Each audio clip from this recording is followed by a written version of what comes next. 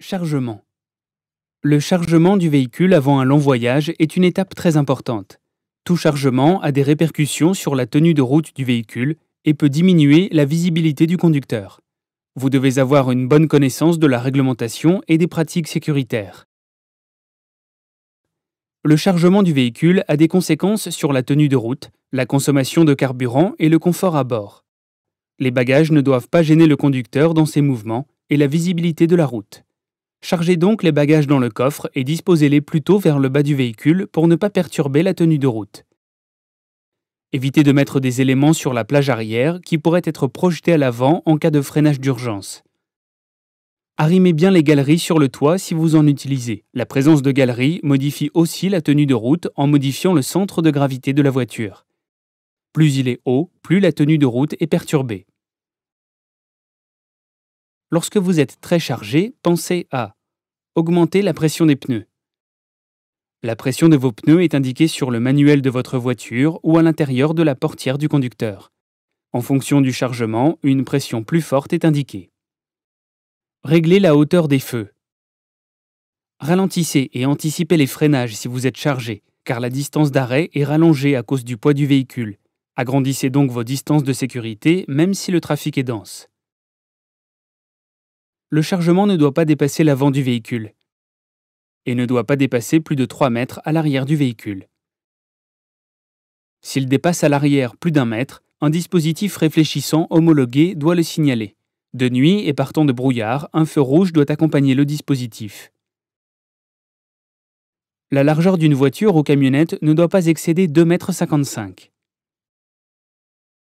Il n'y a pas de limitation de hauteur, mais faites attention à l'entrée de ponts, tunnels et péages, car les hauteurs sont limitées. Vous risquez d'endommager gravement votre véhicule. Des panneaux à l'entrée de zones couvertes vous signalent la hauteur limite. Avec le permis B seulement, il est possible de tracter une remorque ou une caravane. Néanmoins, des limites de poids existent. Vérifiez donc le poids global de ce que vous voulez transporter avant de partir avec une remorque. Et sachez que l'utilisation des remorques ou des caravanes, selon leur poids, est soumise à une réglementation stricte. Vous ne pouvez pas partir à l'improviste avec ce genre d'équipement, en l'empruntant à un ami par exemple.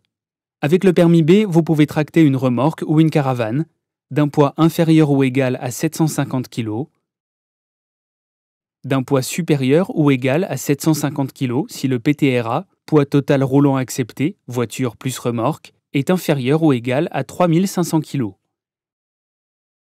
Si le PTRA voiture plus remorque est entre 3500 kg et 4200 kg, une formation B96 de 7 heures est obligatoire. Au-delà de 4200 kg, il faut passer le permis BE. Ce permis nécessite une visite médicale favorable. Si la remorque excède 500 kg, elle doit avoir une carte grise, une attestation d'assurance, sa propre plaque d'immatriculation, 2 feux rouges à l'arrière, des feux clignotants et des feux stop. Les 3 types de feux sont aussi obligatoires si la remorque masque les feux du véhicule tractant, même si la remorque fait moins de 500 kg. Une remorque de plus de 750 kg doit avoir un frein de parquage, un frein de route qui freine en même temps que la voiture, un système d'arrêt automatique en cas de rupture avec le véhicule tractant. Enfin, rajoutez des rétroviseurs extérieurs plus larges si la largeur de la remorque ou de la caravane masque la visibilité des rétroviseurs de votre voiture. Lorsqu'on part en vacances, on emmène l'utile, mais aussi le tout et n'importe quoi. Et il est important de bien répartir les charges dans le véhicule de façon à ce que ça n'influe pas trop sur la tenue de route du véhicule.